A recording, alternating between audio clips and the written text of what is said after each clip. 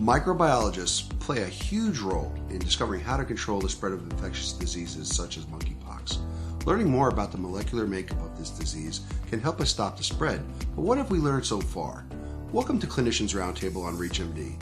I'm your host, Mario Nacinovich, and here with us to share what we know about monkeypox is Dr. Charles Gerba, microbiologist and professor of environmental science at the University of Arizona. Dr. Gerba, welcome to the program.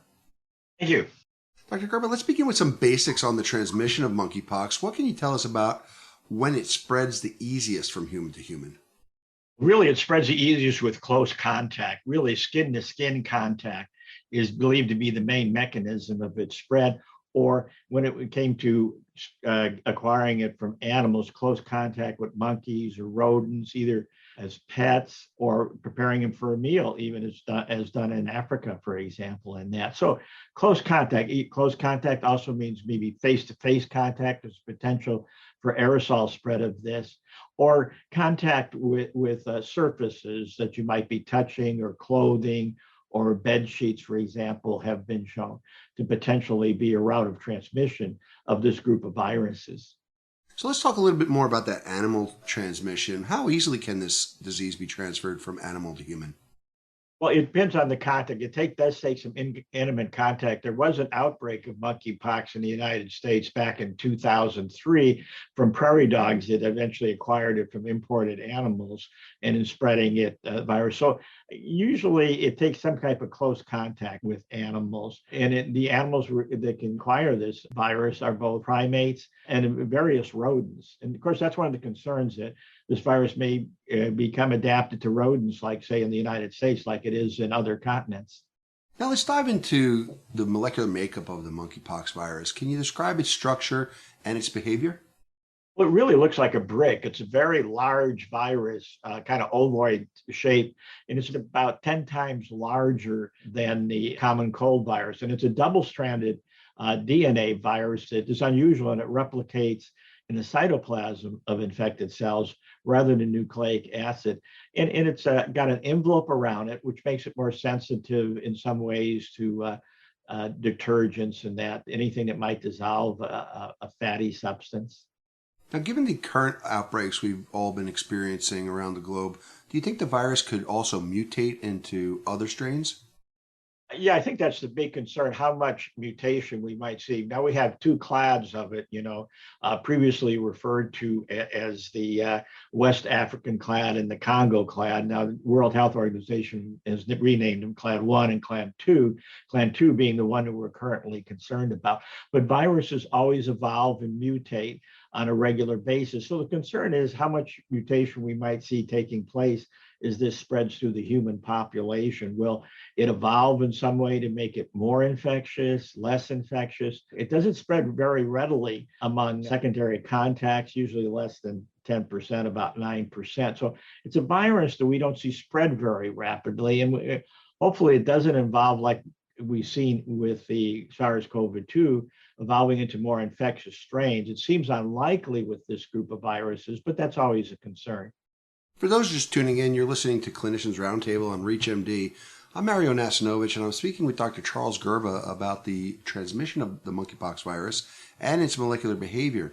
So, Dr. Gerba, with all the information in mind, how should clinicians counsel their patients on the monkeypox virus and their risk of contracting it? The risk of contracting it is very low in the general population, too.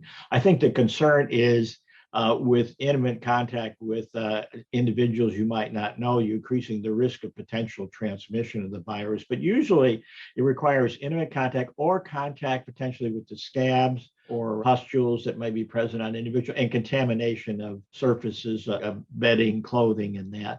I think otherwise it's very low potential for its spread among people. So concern is low. But now if you have somebody infected in your house with the monkeypox, then you might want to take precautions, in handling, like the clothing, in the bed sheets, bedspreads, anything that might come in contact. Regular disinfectant is recommended.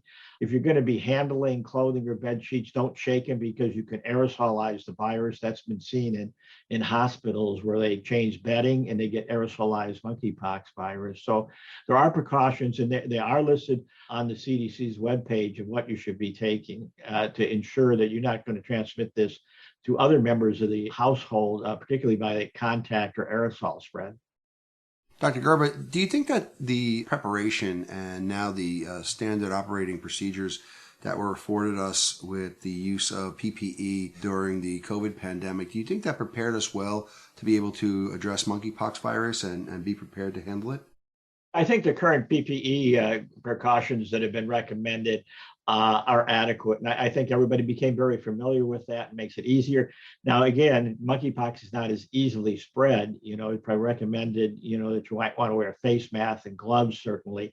But we don't see it as being as infectious as the SARS-CoV-2 was of it. So, but you should still follow the same precautions of a face mask if I was seeing a patient, or wearing gloves, of course, as always, waiting maybe close to face-to-face contact with the patient. I think we're in a situation where we know the virus is spreading. One of the big things that happened with SARS-CoV-2, we started doing wastewater-based epidemiology to monitor these infections in the community. And we're already seeing it popping up in the wastewater around the country, the monkeypox. So we know it's spreading around the country at a low level. So really, this wastewater epidemiology is giving us a lot of insights now. We're more prepared to look how this is spreading and how many people are likely infected. And I think you saw it already too, the announcement of finding poliovirus in the wastewater in New York and that. So we have a new tool now to really look at how viruses are spreading in the human population very rapidly without looking at thousands of clinical samples. I think it helped us be better prepared for the monkeypox. And as we close, I'd like to give you the final word, Dr. Gerba. Are there any thoughts you'd like to leave with our audience today? I think we're seeing the situation with monkeypox continually evolving as it's spread in that. And I think the door is still open as how this is going to be contained. Eventually, we know we can contain it with smallpox vaccination. It's about 85% effective in that. But it's a rapidly evolving situation, and it's going to be really not known what's going to really happen until the next few months in that. I think it pays to be cautious, though. We believe this virus is not spread very readily compared to like the SARS-CoV-2, and it can be more easily contained. We do have a vaccine that works. So I think the situation is currently in hand. A big concern now, is it going to be permanently established in the human population? And I don't think we'll know that for a while yet. As we come to a close for today's program, I want to thank my guest, Dr. Charles Gerba, for his insights on the monkeypox virus. Dr. Gerba, it was a pleasure speaking with you once again today. Thank you. I'm Mario Nacinovich. To access this and other episodes in our series, visit reachmd.com/clinicians roundtable, where you can be part of the knowledge. Thanks for listening.